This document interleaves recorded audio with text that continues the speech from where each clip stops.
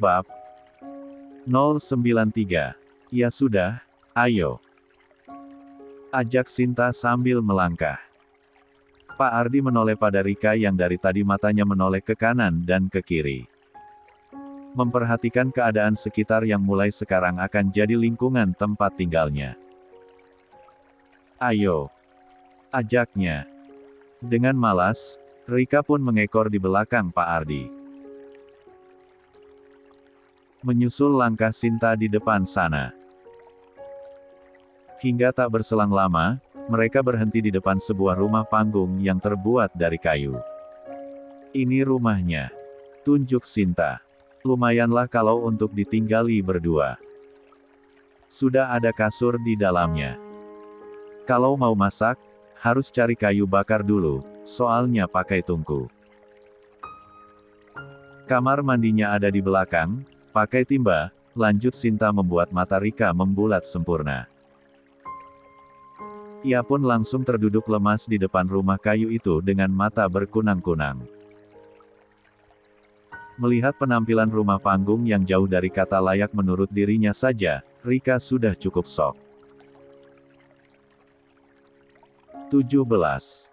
Ditambah mendengar harus menggunakan tungku kayu juga air timba.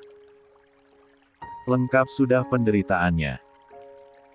Rumah, sawah, kebun, mobil yang tadi sempat dibayangkan dirinya, kini musnah sudah berganti kenyataan yang begitu memilukan. Ia mulai menekan pelipis yang berdenyut hebat. Mencoba menahan kesadarannya agar tak pingsan mendengar kenyataan hidupnya kini yang berubah 180. Apa kamu bisa mencarikan pekerjaan sekalian buat abang? Tanya Pak Ardi pada sang adik. Kini, tentu ia harus mencari pekerjaan untuk menghidupi dirinya sendiri dan sang istri. Kalau di kampung gini, paling tani, Bang. Kalau enggak, ya berkebun. Apalagi, kuli bangunan abang mana sanggup. Kalau mau, besok pagi, abang ikut Sinta ke sawah, ajak istri abang sekalian.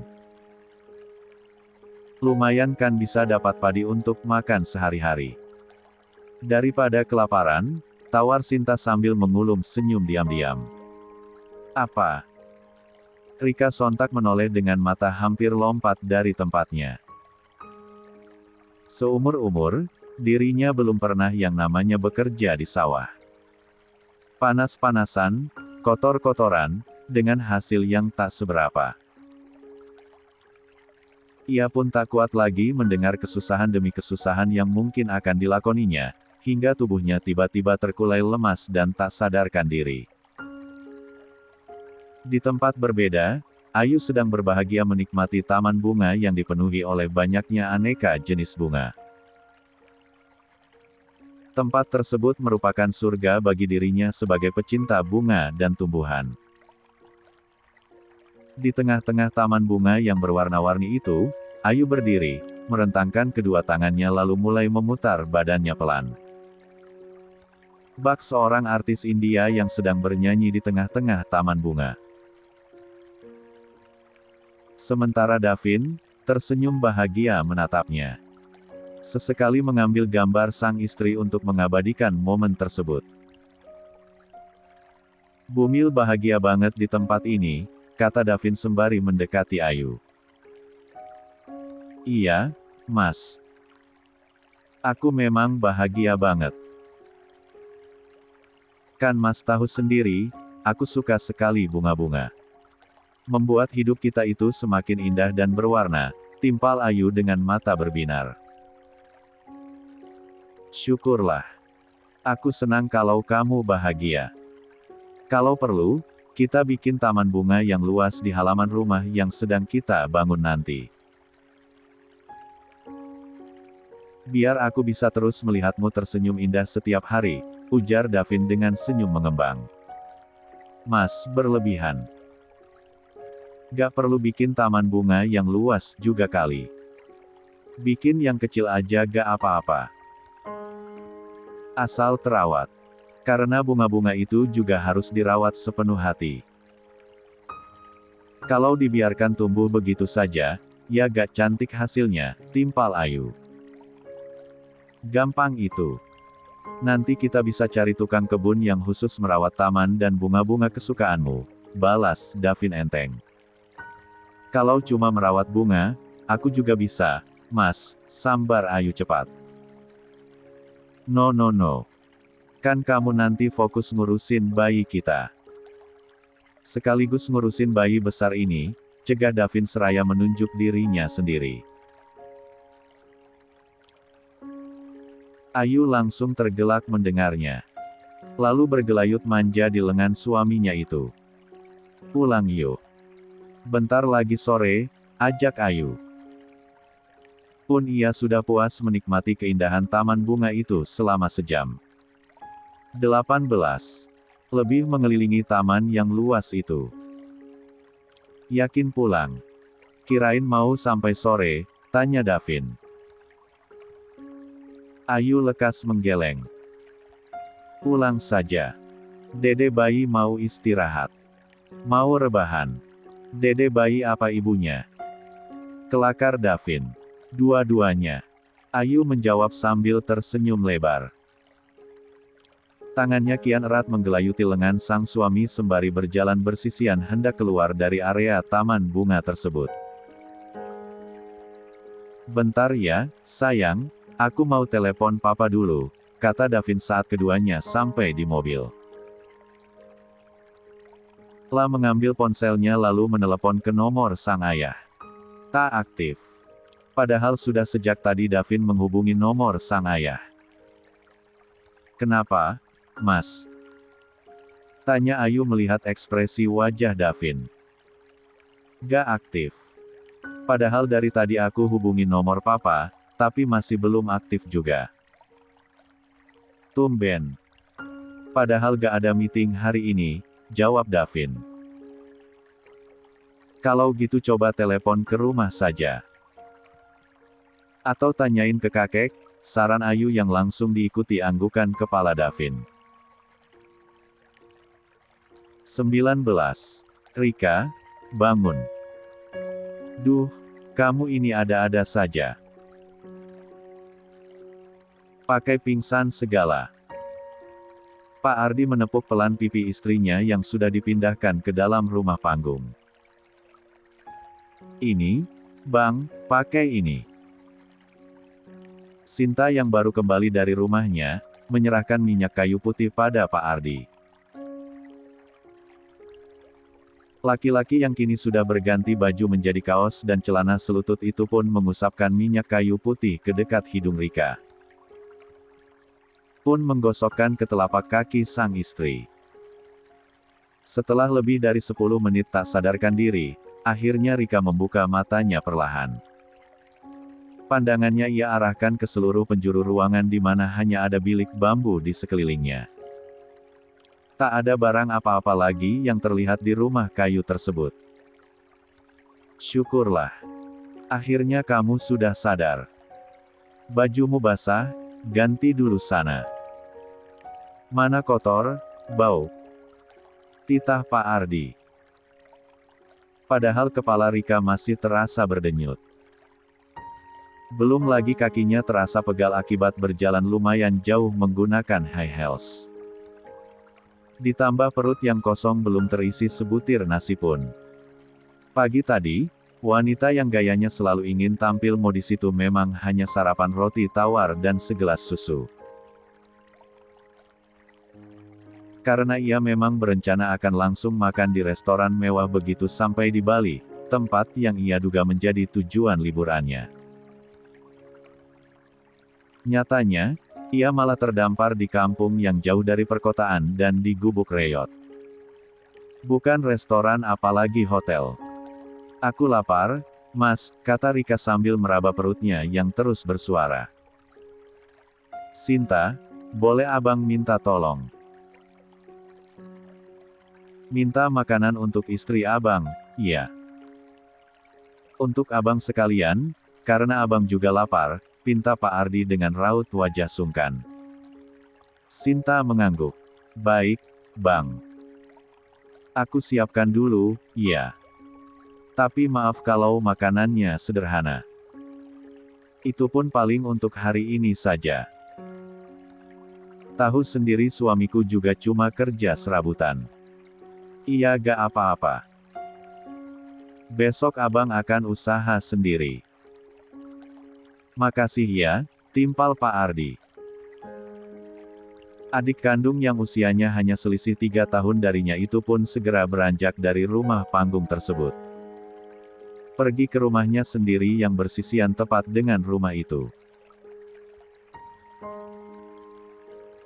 Adikku lagi siapin dulu makanannya. Kamu ganti baju dulu sana. Biar gak masuk angin, titah Pak Ardi pada Rika. Dengan malas, Rika bangun dari tidurannya. Ia meraih koper lalu mengeluarkan baju dari sana. Kamar mandinya mana? Tanya Rika celingukan. Kan tadi Sinta sudah bilang, ada di belakang. Jawab Pak Ardi sembari menunjuk ke arah pintu belakang rumah itu.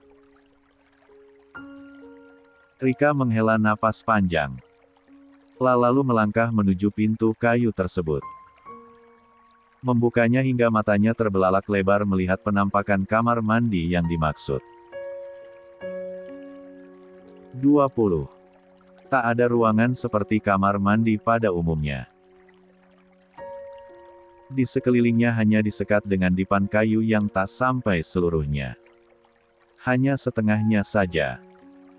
Mas, kok gitu sih kamar mandinya? Gimana kalau ada yang ngintip? Protes Rika malah merenggut. Gak akan. Di kampung seperti ini, kamar mandi seperti itu sudah biasa. Malah di bawah sana, ada tempat mencuci dan mandi ramai-ramai kayak air curugan gitu. Mandi rame-rame gak ada penutupnya sama sekali. Mau. Timpal Pak Ardi kesal. Ogah. Ini juga ogah. Aku mau balik lagi aja ke rumah papi. Mau ambil barang-barang yang masih tertinggal di sana. Mobil, perhiasan, jam tangan, tas, semuanya mau aku ambil, terus mau cari kontrakan. Biar gak tinggal di gubuk kayak gini, cicit Rika berapi-api. Ambil aja sana. Palingan kamu langsung dijebloskan ke penjara. Nyusul anak kamu itu, balas Pak Ardi sengit. Arggggh. Rika menghentak frustasi. Udahlah sekarang jangan banyak protes. Terima saja dulu apa adanya di sini. Masih untung dapat tempat berteduh. Besok-besok kita pikirkan lagi buat kedepannya, tukas Pak Ardi. Rika mendengkus kasar lalu berjalan keluar dari rumah. Lah berjalan berjinjit menuju kamar mandi yang jaraknya hanya 1 meter dari rumah itu. Sampai di sana, ia bergidik melihat keadaan kakus tersebut. Lantainya begitu berlumut dan sangat kotor. Belum lagi ember besar yang airnya kosong membuat ia mengurungkan niatnya. Mas, aku gak bisa pakai air timba. Tolongin. Teriaknya agar tak perlu menghampiri sang suami. Pak Ardi yang baru saja akan rebahan di atas kasur lantai tipis itu menggeram kesal. Meski begitu, ia tetap bangun lalu menghampiri istrinya. Sini, lihatin. Kali ini aku ajarin caranya. Nanti-nanti timba sendiri. Titah Pak Ardi. Lekas ia pun menimba air untuk sang istri hingga ember penuh. Sudah, jangan teriak-teriak lagi, aku mau istirahat, lanjutnya ketus. La pun kembali masuk ke dalam rumah lalu merebahkan lagi badannya. Menatap langit-langit rumah yang sudah menguning karena lapuk dan dipastikan akan bocor jika musim hujan. Cek, kenapa hidupku harus kembali seperti ini sih? Gumamnya sembari menghela napas dalam. Baginya, Kehidupan seperti itu memang bukan pertama kalinya dilakoni. Dulu, sedari kecil, ia sudah mengalaminya. Namun tak pernah menduga akan mengalaminya kembali setelah kesuksesan yang berhasil diraihnya. Pak Ardi memang bukan berasal dari orang berada. Ia berasal dari kalangan bawah yang hidupnya begitu sederhana. Sang ibu yang sudah ditinggal sang suami saat Pak Ardi dan Sinta masih duduk di sekolah dasar, berjuang mati-matian agar kedua anaknya bisa sekolah paling tidak sampai bangku SMA. Beruntung, Pak Ardi memiliki otak yang cerdas hingga selalu mendapat beasiswa di setiap jenjang pendidikan. Pun saat keluar dari SMA, dia mendapatkan tawaran beasiswa dari perguruan tinggi. Berbekal tekad dan semangat yang tinggi, ia pun berangkat ke kota untuk meneruskan pendidikan. Kuliah dengan mengambil jam karyawan. Sedangkan untuk biaya sehari-hari, ia mencari sendiri dengan bekerja. Kegigihan dan semangat itulah yang membuat Pak Damar terkesan pada Pak Ardi. Karena saat itu, Pak Ardi bekerja di perusahaan Pak Damar sebagai seorang office boy. Meski ia adalah seorang mahasiswa, tapi ia tak malu menggeluti pekerjaan tersebut. Sementara dengan Dina, mereka bertemu saat Dina pun menjadi mahasiswi di kampus yang sama dan menjadi 21 junior Pak Ardi. Benih-benih cinta itu mulai tumbuh terlebih saat Dina sering berkunjung ke kantor sang papa dan bertemu dengan kakak tingkatnya tersebut. Latar belakang Pak Ardi yang hanya orang kecil, tak dipermasalahkan Pak Damar saat putrinya itu mengutarakan rasa cintanya. Pak Damar tetap merestui keduanya hingga berakhir di pelaminan. Sebenarnya, setelah menikah, Dina sempat menawari ibu mertuanya untuk turut serta tinggal di kota. Hanya saja ibunya Pak Ardi itu menolak dengan dalih lebih betah tinggal di kampung.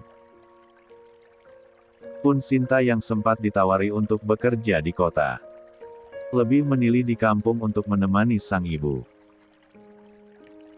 Dina pun pasrah. Ia hanya bisa mengirimi mertuanya itu uang bulanan sebagai tanda bakti dirinya sebagai menantu. Sesekali ia pun berkunjung ke rumah sang mertua jika ada hari-hari besar seperti hari raya. Hal itulah yang membuat keluarga Pak Ardi begitu menyayangi Dina. Tak heran, saat Dina mengadukan kelakuan Pak Ardi yang menikah lagi diam-diam, ibu Pak Ardi murka dan marah. Terlebih, lama-kelamaan, sifat sang putra pun mulai berubah. Setelah Dina meninggal, uang bulanan itu terhenti karena Pak Ardi sibuk membahagiakan istri barunya. Pun Rika tak seperti Dina yang selalu mengingatkan untuk tak pernah putus berbakti pada orang tua. Bahkan saat ibunya meninggal, Pak Ardi sedang jalan-jalan ke luar negeri bersama sang istri hingga tak hadir di acara pemakaman. Suara pintu yang berderit membuat lamunan Pak Ardi tentang masa lalu itu buyar. La pun menatap wanita yang telah mengubah kehidupannya itu dengan jengah. Andai saja dulu aku tak tergoda olehnya, pasti aku tidak akan seperti ini. Ternyata memang benar, kelemahan laki-laki itu selain harta dan tahta adalah wanita. Dan fitnah yang paling dahsyat itu fitnah wanita. Benar-benar membuatku kembali ke titik nol. Bahkan bukan nol lagi, tapi minus, batin Pak Ardi. Namun, ia kini tak bisa berbuat apa-apa lagi selain pasrah menerima. Semuanya terlanjur terjadi. Mau kembali ke rumah mertuanya pun belum tentu akan diterima. Meski di sana, masih ada Davin yang tak lain adalah putranya. Bang, ini makan dulu. Sinta tiba-tiba muncul membawa sebuah bakul berisi nasi.